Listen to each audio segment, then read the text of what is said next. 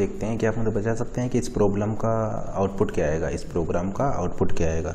तो यहाँ पर एक चीज़ आप नोट कीजिए कि ये आपने यहाँ पर एक टाइप डेफ नाम का कीवर्ड यूज किया है, टाइप डेफ नाम का कीवर्ड यूज किया है और हम ऑलरेडी बता चुके हैं कि इस टाइप डेफ का आपका क्या यूज़ है।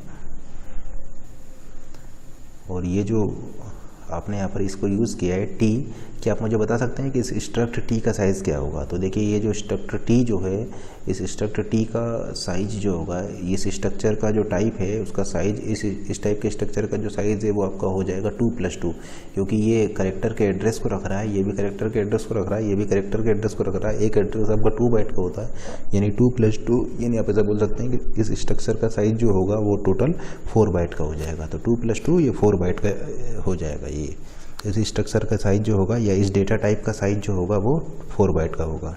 अब हम यहाँ पर देखते हैं कि हम टाइप डेफ को यूज क्यों करते हैं।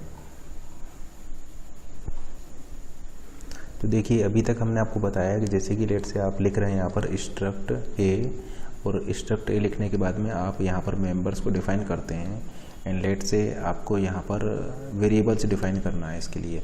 तो वेरिएबल्स डिफाइन करने के लिए एक तरीका तो ये है कि आप इस तरीके से लिख सकते हैं स्ट्रक्ट ए एंड लेट से वेरिएबल एस, यानी वेरिएबल एस किस टाइप का है, वेरिएबल एस इस स्ट्रक्ट ए टाइप का है। तो फर्स्ट टाइप तो ये है कि आप इस तरीके से लिख सकते हैं इसको।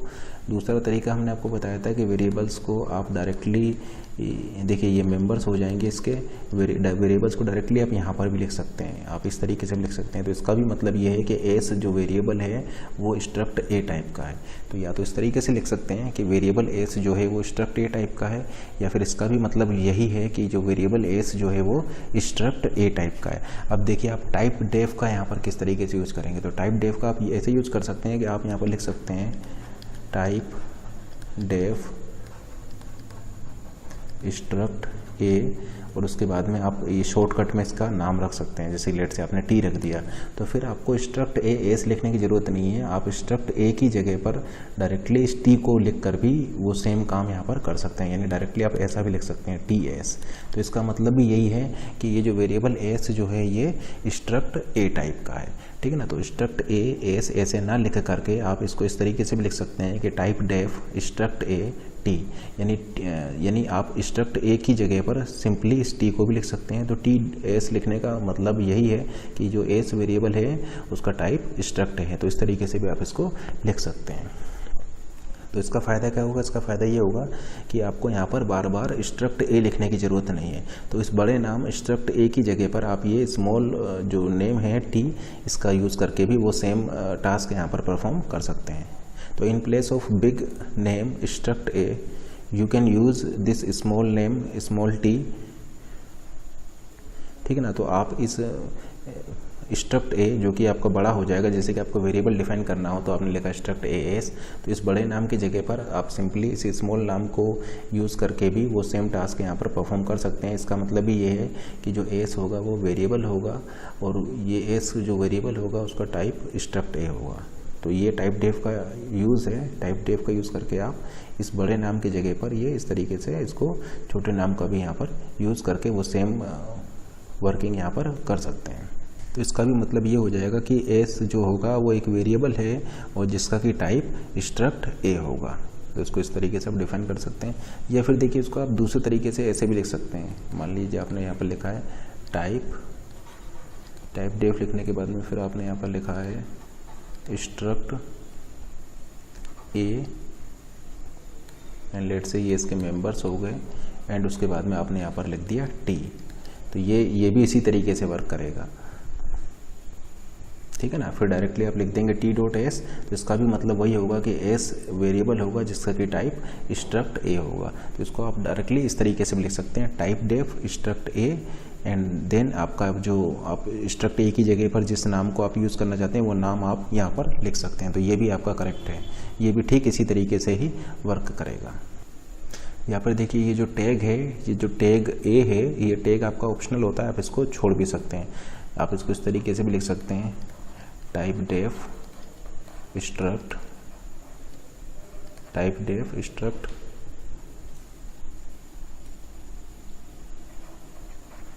डेफ स्ट्रक्ट, यहाँ पर मेंबर्स आ जाएंगे, एंड डायरेक्टली आप टी को भी लिख सकते हैं, ठीक है ना।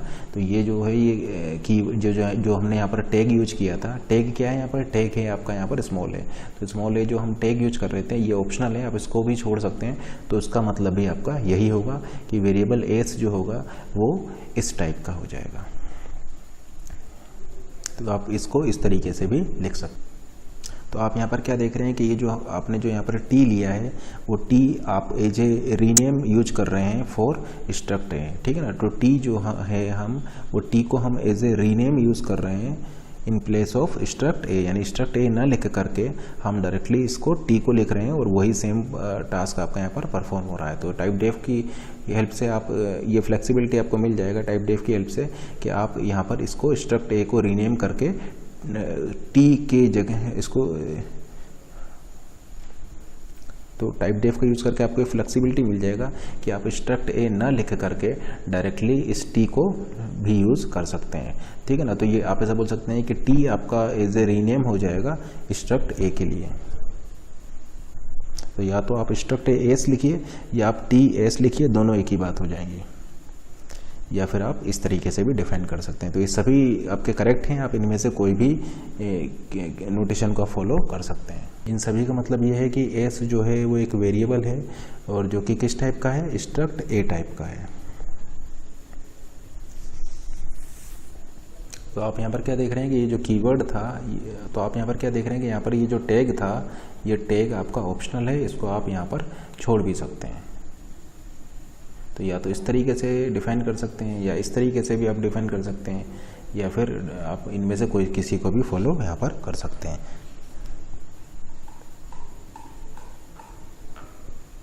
तो देखिए हमने यहाँ पर टाइप, देखिए इस प्रॉब्लम में हमने यहाँ पर टाइप डेफ का यूज़ किया है, यानी हमने यहाँ पर इसको डायरेक्टली हम यहाँ पर टी लिख करके अपना काम चलाएंगे। तो अगर हमने यहाँ पर लिखा है टी डॉट एस, तो हमने अगर यहाँ पर लिखा है टी एस, तो टी एस का मतलब होगा कि एस वेरिएबल होगा और उस वेरिएबल का टाइप आपका ये हो जाएगा, ठीक है ना। तो अभी हमने आपको बताया था टाइप डेफ का आप किस तरीके से यूज़ कर सकते हैं। तो टाइप डेफ को हम यूज़ कर सकते हैं यहाँ पर। तो इस टी जो होगा, टी एस लिखने का मतलब है कि एस वेरिएबल होगा जिसका कि टाइप ये होगा। उसी तरीके से पी एक पॉइंटर वेरिएबल होगा जो कि आपका इस टाइप के वेरिएबल के एड्रेस को पॉइंट करा रहा होगा। तो टाइप डेफ का हमने यहाँ पर यूज़ किया हुआ है। देखिए ये हमने ये, तो इसको देखिए इस प्रोग्राम को एग्जीक्यूट कराते हैं। तो देखिए सबसे पहले तो हमने ये स्ट्रक्चर डिफाइन किया हुआ है। इस स्ट्रक्चर में आपका ये जो 4 बाइट का ये होगा, ठीक है ना। ये जो डेटा टाइप होगा ये 4 बाइट का होगा, ये 2 बाइट के ये एड्रेस हो जाएंगे और 2 बाइट का ये एड्रेस हो जाएगा। फिर देखिए हमने 2 फंक्शन F1 F2 यूज़ किए हैं, इन दोनों के हमने यहाँ पर प्रोटोटाइप डिफाइन किया हुआ है। ये फंक्शन F1 है, ये इस स्ट्रक्चर को एज ए इनपुट लेगा और तो ये वाला फंक्शन जो है ये इस स्ट्रक्चर को एज ए इनपुट में लेगा और इनपुट में लेने के बाद में फिर आपका ये कुछ ऑपरेशन परफॉर्म करेगा। तो जरा इस प्रोग्राम को अब हम एग्जीक्यूट कराते हैं। तो सबसे पहले तो देखिए आपका मेन फंक्शन एग्जीक्यूट होगा। मेन फंक्शन एग्जीक्यूट होने के बाद में फिर आपका ये एक वेरिएबल आप क्रिएट करेंगे और वेरिएबल ये जो एस क्रिएट करेंगे और ये वेरिएबल एस किस टाइप का होगा, ये स्ट्रक्ट टी आपने यहाँ पर लिया हुआ है तो ये स्ट्रक्ट टी टाइप का होगा। देखिए आपका यहाँ पर स्ट्रक्ट लिखने की ज़रूरत नहीं है क्योंकि आपने यहाँ पर टाइप डेफ यूज़ किया हुआ है, तो आपको यहाँ पर ये स्ट्रक्ट लिखने की ज़रूरत नहीं है। आप डायरेक्टली टी एस करके भी इसको यूज़ कर सकते हैं, ठीक है ना। तो आपने टाइप डेफ यूज़ किया हुआ है तो आपका यहाँ स्ट्रक्ट लिखने की आपको कोई ज़रूरत नहीं है। तो आप इसको टी एस करके भी लिख सकते हैं। तो एस एक वेरिएबल होगा जो कि इस टाइप का होगा। तो देखिए यहाँ पर इस मेन के लिए एलोकेशन होगा, तो मेन के लिए हम एस का एलोकेशन कर रहे हैं, वेरिएबल एस का हम एलोकेशन कर रहे हैं। तो ये आपका वेरिएबल एस है, ये किसका है, ये वेरिएबल एस होगा इस मेन फंक्शन का। तो ब्रैकेट में हम लिख देते हैं एम, एम का मतलब है वेरिएबल एस इस मेन फंक्शन का। और ये किस टाइप का होगा, ये इस वाले डेटा टाइप का होगा जिसमें कि 2 पॉइंटर होंगे, दोनों कैरेक्टर पॉइंटर होंगे, फर्स्ट एंड सेकंड। तो ये देखिए 2 पॉइंटर हैं, फर्स्ट है आपका ए, सेकंड है आपका बी, 2 पॉइंटर है ए एंड बी। तो ये किसको पॉइंट कर रहे होंगे, इन 2 कैरेक्टर्स के एड्रेस को पॉइंट कर रहे हैं। तो लेट से ये मेमोरी में जो ए है ये आपका 1000 मेमोरी एड्रेस पर है और बी जो है ये आपका 2000 मेमोरी एड्रेस पर है। तो ये जो 2 पॉइंटर हैं इनको पॉइंट कर रहे होंगे 1000 एंड 2000। तो ये जो वेरिएबल एस है इसके लिए मेमोरी में टोटल 4 बाइट का एलोकेशन होगा, क्योंकि 2 बाइट का आपका यहाँ पर एड्रेस हो जाएगा और 2 बाइट का एड्रेस यहाँ पर हो जाएगा। तो टोटल इस वेरिएबल एस के लिए मेमोरी में 4 बाइट का एलोकेशन होगा। एंड लेट से ये जो एलोकेशन हो रहा है इस वेरिएबल एस के लिए वो आपका मेमोरी में 3000 मेमोरी एड्रेस पर हुआ है कहीं। तो 3000 मेमोरी एड्रेस पर इस मेन फंक्शन के वेरिएबल एस के लिए आपका एलोकेशन हुआ है, जिसमें कि 2 फील्ड होंगे। फर्स्ट फील्ड भी एक कैरेक्टर पॉइंटर होगा, सेकंड फील्ड भी एक कैरेक्टर पॉइंटर होगा। तो फर्स्ट फील्ड जो है इस ए को पॉइंट करा रहा है और सेकंड फील्ड जो है इस कैरेक्टर बी को इस तरीके से आपका पॉइंट करा रहा है। कैरेक्टर ए जो है वो 1000 मेमोरी एड्रेस पर है, कैरेक्टर बी जो है आपका ये 2000 मेमोरी एड्रेस पर है। और इस वेरिएबल एस का साइज हो जाएगा आपका 4 बाइट। और ये किस टाइप का होगा, ये आपका ये जो स्ट्रक्चर है, ये जो वेरिएबल एस जो है वो आपका इस टाइप का हो जाएगा।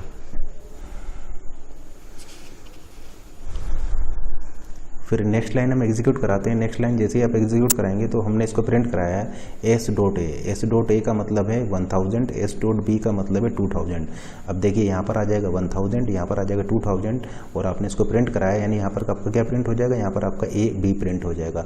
तो आउटपुट में आपका यहाँ पर ए और बी प्रिंट हो जाएगा। तो आउटपुट में आपका यहाँ पर प्रिंट हो जाएगा ए, यहाँ पर प्रिंट हो जाएगा बी, ठीक है ना, क्योंकि ये एस डॉट ए आपका हो जाएगा 1000, एस डॉट बी आपका हो जाएगा 2000, यानी यहाँ पर आपका ए और बी इस तरीके से प्रिंट हो जाएंगे। तो आउटपुट में आपका यहाँ पर ए भी प्रिंट हो जाएगा। फिर उसके बाद में आपने यहाँ पर इस फंक्शन को कॉल किया है F1 और आपने यहाँ पर पास किया है एस को, ठीक है ना। देखिए ये हम मेन को एग्जीक्यूट करा रहे हैं, मेन को हम एग्जीक्यूट करा रहे हैं। तो हम आपने यहाँ पर पास किया है F1 और पास कर दिया है इस वेरिएबल एस को। तो जैसे कि आप देख पा रहे हैं आपने इस वेरिएबल एस को पास किया है, ना कि इस वेरिएबल एस के एड्रेस को पास किया है। यानी आपने यहाँ पर कॉल बाय वैल्यू यूज़ किया है, कॉल बाय एड्रेस आपने यहाँ पर यूज नहीं किया है, क्योंकि आप इस वेरिएबल एस का एड्रेस पास नहीं कर रहे हैं, आप इस वेरिएबल एस की केवल वैल्यू पास कर रहे हैं। और ये वेरिएबल एस किस टाइप का है, ये वेरिएबल एस आपका ये जो डेटा टाइप हमने डिफाइन किया है इस डेटा टाइप का है, ठीक है ना। तो आप यहाँ पर इस वेरिएबल एस का सिंपली वैल्यूज़ पास कर रहे हैं, इसका एड्रेस आप यहाँ पर पास नहीं कर रहे हैं। तो ये वैल्यू जो आपने पास किया है वो आपका यहाँ पर चला जाएगा। तो आप यहाँ पर जो पैरामीटर पासिंग टेक्निक यूज कर रहे हैं वो यूज कर रहे हैं कॉल बाय वैल्यू। तो ये वेरिएबल ए से आपका यहाँ पर पास हो जाएगा और ये जो वेरिएबल ए से वो आपका यहाँ पर रिसीव हो जाएगा। तो लेट से यहाँ पर आपका एक और वेरिएबल एस के लिए लोकेशन होगा। ये वेरिएबल एस किसका होगा, ये वेरिएबल एस होगा इस फंक्शन F1 का। तो ये फंक्शन F1 का वेरिएबल एस है, ठीक है ना। और ये आपने कॉल बाय वैल्यू से पास किया है, तो ये वाला एस अलग होगा, ये वाला एस अलग होगा, ये मेन का एस है, ये फंक्शन F1 का एस है, ठीक है ना। और ये सेम इसी टाइप का होगा, तो ये हो जाएगा ए बी, ठीक है ना। एंड ये इसको लेट से ये आपका 4000 मेमोरी एड्रेस पर है, ये आपका 5000 मेमोरी एड्रेस पर है, एंड यहाँ पर ये 4000 एंड 5000 आपके यहाँ पर होंगे, ठीक है ना। और इस तरीके से पॉइंट करा रहे होंगे। एंड लेट से ये जो वेरिएबल एस है इसका एड्रेस है आपका 6000, ठीक है ना। तो ये जो वेरिएबल एस जो होगा ये आपने कॉल बाय वैल्यू से पास किया है, तो आपका यहाँ पर ये आ जाएगा। फिर देखिए आपने लिखा है s dot a is equal to u, यानी ये एस किसकी बात हो रही है, ये बात हो रही है F1 वाले एस की। यानी एस डॉट ए, यानी एस डॉट ए आपका हो जाएगा 4000। ये आपने क्या किया है, ये ए से आपने यू कर दिया है। तो देखिए इसको आपने ए से यू कर दिया है। उसी तरीके से आपने लिखा है यहाँ पर s dot b is equal to v, यानी एस डॉट बी आपका हो जाएगा। देखिए ये आपका ए होगा, ये आपका बी होगा, क्योंकि आपने यहाँ पर इसको ए और बी फील्ड डिफाइन किए हुए हैं। तो ये हो जाएगा ए वाला फील्ड, ये हो जाएगा बी वाला फील्ड। तो आपने लिखा है यहाँ पर एस डॉट बी, यानी एस डॉट बी आपका हो जाएगा 5000 is equal to v, s dot b 5000 is equal to v. यानी 5000 पर आपके क्या पड़ा है, 5000 पर पड़ा है आपका बी वाला करेक्टर, तो इसको बी को आपने कर दिया है, ठीक है ना। तो देखिए ये आपका, अब इसको एग्जीक्यूट कराते हैं एस डॉट ए। एस डॉट ए क्या हो जाएगा, ये आपका एस है, तो देखिए ये वाला फील्ड हो जाएगा ए, ये वाला फील्ड हो जाएगा बी, क्योंकि ये जो वेरिएबल एस जो कि F1 का है ये किस टाइप का है, ये आपका इस टाइप का है। तो जिसमें 2 फील्ड होंगे, a field and b field. तो देखिए ये वेरिएबल एस है जो कि F1 का है, इसमें ए फील्ड होगा और बी फील्ड होगा। तो आपने s dot a is equal to u, यानी मेमोरी में कहीं आपका यू पड़ा होगा, मेमोरी में कहीं आपका वी पड़ा होगा। तो यू की लोकेशन लेट से 6000 है, वी की लोकेशन लेट से 7000 है। तो आपने यहाँ पर लिखा है s dot a is equal to u, यानी एस डॉट ए आपका क्या है 4000।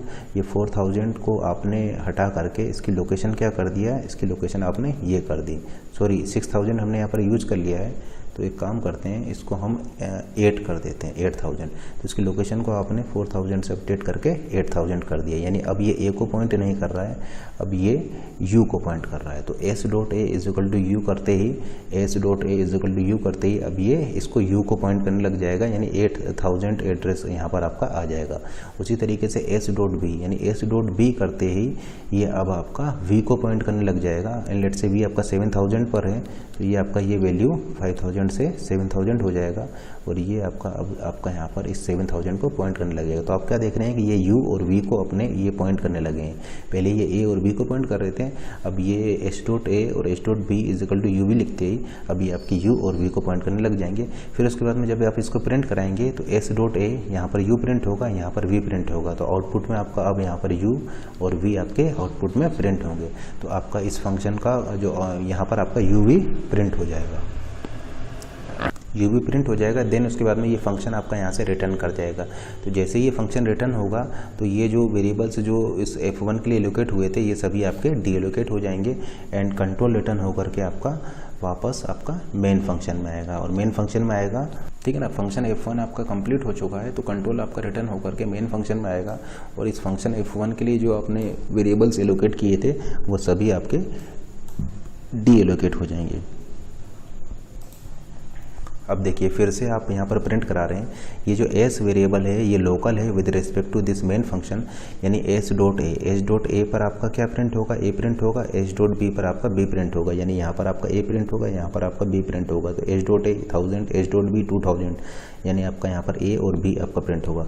तो आउटपुट में अब आपका यहाँ पर a b प्रिंट होगा। तो आप क्या देख रहे हैं कि पहले आपका a b प्रिंट हुआ था, फिर आपका u v प्रिंट हुआ है, और फिर आपका यहाँ पर a b प्रिंट हुआ है, और फिर आपने इस f2 फंक्शन को कॉल किया है। लेकिन इस बार आपने क्या किया है, इस वेरिएबल h2 को न पास करके इस वेरिएबल h2 के एड्रेस जो कि 3000 है इसको पास किया है, यानी आपने यहाँ पर पास किया है f2 3000, इस वेरिएबल h2 के, इस वेरिएबल s के एड्रेस को आपने यहाँ पर पास किया है। यहाँ पर आप कॉल बाई वैल्यू यूज़ कर रहे थे, यहाँ पर आप कॉल बाई रेफरेंस या कॉल बाई एड्रेस यूज़ कर रहे हैं, यानी आपने इसके एड्रेस को पास किया, एड्रेस है इसका 3000।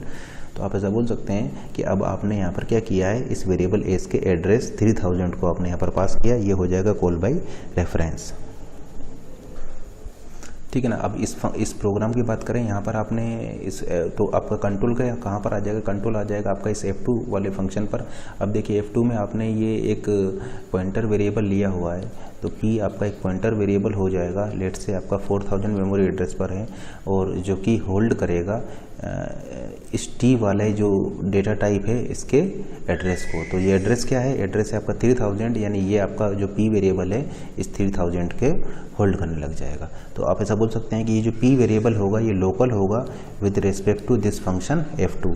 तो p वेरिएबल लोकल है, ये पॉइंटर वेरिएबल होगा, इसका टाइप t होगा, यानी इस टाइप का होगा, और ये लोकल होगा इस फंक्शन f2 के लिए, और इसकी वैल्यू क्या होगी, इसकी वैल्यू होगी 3000 के, जो कि इस वेरिएबल s का, जो कि मेन के लिए लोकल है, इस मेन वाले वेरिएबल s का एड्रेस होगा, ठीक है ना। फिर आपने यहाँ पर लिखा है p एरो a का मतलब है p एरो a, यानी एस्ट्रिक p डॉट a, यानी आप लिख सकते हैं एस्ट्रिक p का मतलब है 3000 डॉट a, यानी आप 3000 एड्रेस पर जाइए और उसमें a को सेलेक्ट कीजिए। तो आप 3000 एड्रेस पर गए और इस a को सेलेक्ट किया, इज इक्वल टू v, यानी ये आपका आपने इसको v कर दिया, यानी ये अब a को पॉइंट नहीं करके आपका ये v को पॉइंट कर रहा होगा। तो लेट से मेमोरी में ये जो v है ये आपका 5000 मेमोरी एड्रेस पर है, और ये जो w है ये आपका 6000 मेमोरी एड्रेस पर है। तो आपका यहाँ पर 1000 से आपका यहाँ पर 5000 हो जाएगा, यानी ये जो है अब ये आपका इस v को पॉइंट करने लग जाएगा, तो ये 1000 से आपका ये 5000 हो जाएगा। तो आपने लिखा है एस्ट्रिक p डॉट a, यानी ये हो जाएगा एस्ट्रिक 3000 डॉट a, यानी 3000 एड्रेस पर जा करके a को सेलेक्ट कर करके उसको आपको v करना है। तो ये जो एड्रेस है ये क्या हो जाएगा, इस v का एड्रेस हो जाएगा, यानी ये 5000 हो जाएगा। उसी तरीके से p एरो b को देखिए, तो p एरो b को आप लिखेंगे तो ये हो जाएगा asterisk p dot b is equal to, यानी एस्ट्रिक 3000 डॉट बी, 3000 एड्रेस पर जाइए और इस b को सेलेक्ट कीजिए और इसको इक्वल कर दीजिए w के, यानी ये अब इसको पॉइंट ना करके इस w को पॉइंट करेगा, यानी ये वैल्यू हो जाएगी यहाँ पर 6000, और ये आपका इस w को यहाँ पर पॉइंट करने लग जाएगा, ठीक है ना। उसके बाद में फिर आप यहाँ पर इसको प्रिंट करा रहे हैं p डॉट a को, तो p डॉट a क्या है आपका, p डॉट a आपका हो जाएगा ये वैल्यू, ठीक है ना। तो ये वैल्यू क्या है आपका v, यानी आपका यहाँ पर v प्रिंट हो जाएगा और इसी तरीके से यहाँ पर आपका w प्रिंट हो जाएगा। तो ये 4th टाइम में आपका प्रिंट होगा vw, तो आपका यहाँ पर vw यहाँ पर प्रिंट हो जाएगा।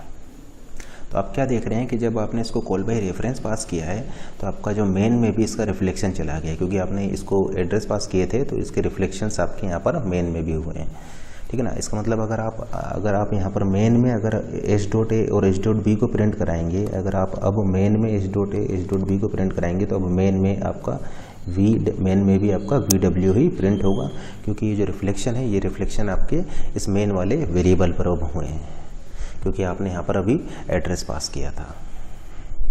अब देखिए इस प्रोग्राम को देखते हैं, इस प्रोग्राम का आउटपुट क्या होगा।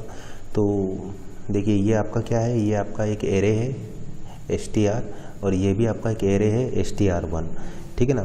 तो आपको बताना है कि आपका आउटपुट में यहाँ पर क्या प्रिंट होगा। तो देखिए फर्स्ट इसको एग्जीक्यूट कराते हैं। तो ये आपका एक str एरे होगा, इस एरे में आपका ये सेव होगा HELLO और एंड में होगा आपका नल करेक्टर। एंड लेट से ये जो str है इसका बेस एड्रेस है आपका 1000, ठीक है ना, इसका बेस एड्रेस है आपका 1000।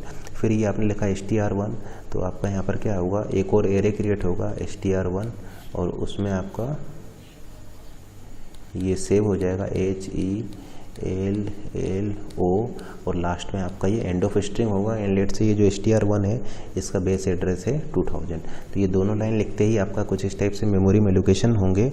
फिर आपने लिखा है यहाँ पर str इक्वल str1, तो str है स्ट्रिंग, str क्या है, इस एरे का नेम, str1 है इस एरे का नेम है। तो एरे नेम बताता है उसका बेस एड्रेस को, यानी str का मतलब है 1000 बेस एड्रेस, str1 का मतलब है 2000। तो जैसे कि आप देख पा रहे हैं ये दोनों इक्वल नहीं है, तो आपका आउटपुट में क्या प्रिंट होगा, आउटपुट में आपका प्रिंट होगा अनइक्वल। यानी इस प्रोग्राम को अगर आप एग्जीक्यूट करेंगे तो आउटपुट में आपका अनइक्वल प्रिंट होगा, क्योंकि इन दोनों ही एरे के बेस एड्रेस अलग अलग होंगे। आउटपुट में आपका अनइक्वल आएगा। लेकिन लेट से अगर मैं यहाँ पर एक चेंज कर देता हूँ, लेकिन लेट से क्या मैं ऐसा कर सकता हूँ क्या, तो इस प्रोग्राम का आउटपुट आ जाएगा अनइक्वल। लेकिन क्या मैं ऐसा कर सकता हूँ क्या, लेट से जैसे मैंने लिखा हुआ है यहाँ पर केयर, यहाँ पर मैं एरे डिफाइन कर देता हूँ str और फिर मैं यहाँ पर लिख देता हूँ हेलो, ठीक है ना। एक करेक्टर एरे मैंने डिफाइन किया हुआ है str और मैंने इस तरीके से उसमें इस हेलो को स्टोर किया हुआ है।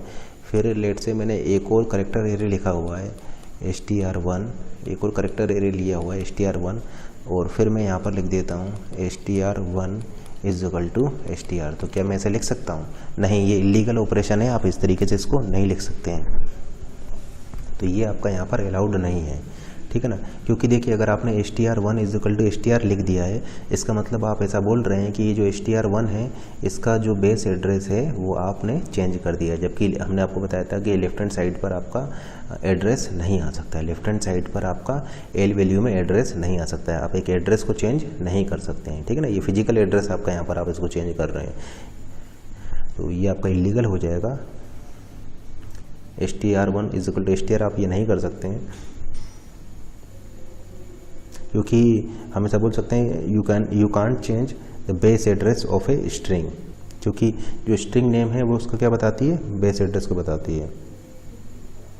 तो डायरेक्टली आप इसको असाइन नहीं कर सकते हैं। देखिए str1 का मतलब है इस एरे का बेस एड्रेस, उसी तरीके से str का मतलब है इस एरे का बेस एड्रेस। तो डायरेक्टली आप इसको इस तरीके से असाइन नहीं कर सकते हैं, ऐसा करने पर आप इसका एड्रेस चेंज हो जाएगा। लेट से ये जो str एरे है लेट से ये आपका 1000 मेमोरी एड्रेस पर है और str1 जो है वो मान लीजिए आपका 2000 मेमोरी एड्रेस पर है और आपने इसको इस तरीके से स्टोर नहीं करा, ठीक है ना। जैसे कि मान लीजिए आपने लिखा है character str equal to hello, तो अगर आपने लिखा है character str equal to hello, तो यहाँ पर एक ये एरे क्रिएट होगा, करेक्टर एरे क्रिएट होगा और उसमें इस तरीके से हेलो स्टोर होगा। फिर आपने लिखा है करेक्टर str1, तो एक और एरे क्रिएट होगा, एक और करेक्टर एरे क्रिएट होगा str1 नाम से, लेट से इसका बेस एड्रेस है 2000 और फिर अगर आप लिख देते हैं str1 इक्वल टू str, यानी इसका मतलब ये हो जाएगा 2000 इक्वल टू 1000, यानी जो एड्रेस आपका पहले 2000 था वो 2000 से चेंज होकर के वो फिजिकल एड्रेस जो 2000 था वो 1000 हो जाए। तो ऐसा नहीं हो सकता, फिजिकल एड्रेस को आप चेंज नहीं कर सकते। से जो 2000 एड्रेस है वो 2000 ही रहेगा और जो 1000 मेमोरी एड्रेस है वो 1000 ही रहेगा। इसका मतलब ये जो आपने लिखा था ये इलीगल ऑपरेशन है, तो डायरेक्टली आप इसको इस तरीके से कॉपी नहीं कर सकते हैं, क्योंकि लेफ्ट हैंड साइड में आपका ये एड्रेस नहीं आ सकता है। लेकिन हाँ, आप यहाँ पर एक काम ये कर सकते हैं कि आप यहाँ पर इसको एज ए पॉइंटर डिफाइन कर सकते हैं। आप इस तरीके से लिख सकते हैं केर एस्ट्रिक PTR, आपने एक पॉइंटर डिफाइन किया हुआ है और फिर आप इसको लिख सकते हैं PTR is equal to STR, ये आपका वैलिड है। तो आपने लिखा केर एस्ट्रिक PTR, यानी एक पॉइंटर क्रिएट होगा, पॉइंटर वेरिएबल क्रिएट होगा। लेट से आपका ये 3000 मेमोरी एड्रेस पर है जो कि एक कैरेक्टर के एड्रेस को पॉइंट करा रहा होगा। फिर आपने लिखा PTR is equal to STR, और STR क्या है, एरे नेम, जिसकी की वैल्यू है 1000, यानी PTR की वैल्यू हो जाएगी 1000। यानी आप ऐसा बोल सकते हैं कि PTR पॉइंटर इस 1000 मेमोरी एड्रेस पर जो कैरेक्टर है उसको पॉइंट कर रहा होगा। ठीक है ना। तो एक कैरेक्टर पॉइंटर ले करके आप ये assignment PTR is equal to STR कर सकते हैं, ये आपका वैलिड है। और फिर अगर आप यहाँ पर चेक करते हैं इफ़ PTR इक्वल STR, तो ये आपकी कंडीशन ट्रू हो जाएगा। ये कंडीशन आपकी ट्रू हो जाएगा क्योंकि देखिए PTR क्या है, PTR भी है आपका 1000 और STR भी है आपका 1000। तो फिर उस केस में ये कंडीशन आपका ट्रू हो जाएगा, यानी ये इफ़ 1 हो जाएगा तो ये आपकी कंडीशन ट्रू हो जाएगा, एंड देन उस केस में आपका इक्वल प्रिंट हो जाएगा। लेट से आप यहाँ पर ले रहे हैं STR और यहाँ पर आप ले रहे हैं PTR, तो STR इक्वल PTR लेंगे तो फिर आपके ये दोनों ही 1000 हो जाएंगे और फिर उस केस में आपका आउटपुट इक्वल आ जाएगा। और यहाँ पर आप लेफ्ट हैंड साइड में इसको चेंज भी कर सकते हैं, इसको आप लेफ्ट हैंड साइड में भी रख सकते हैं। तो ये ऑपरेशन आपका वैलिड है, लेकिन ये इस टाइप का ऑपरेशन आपका इनवैलिड है। डायरेक्टली आप इसको कॉपी इस तरीके से नहीं कर सकते हैं।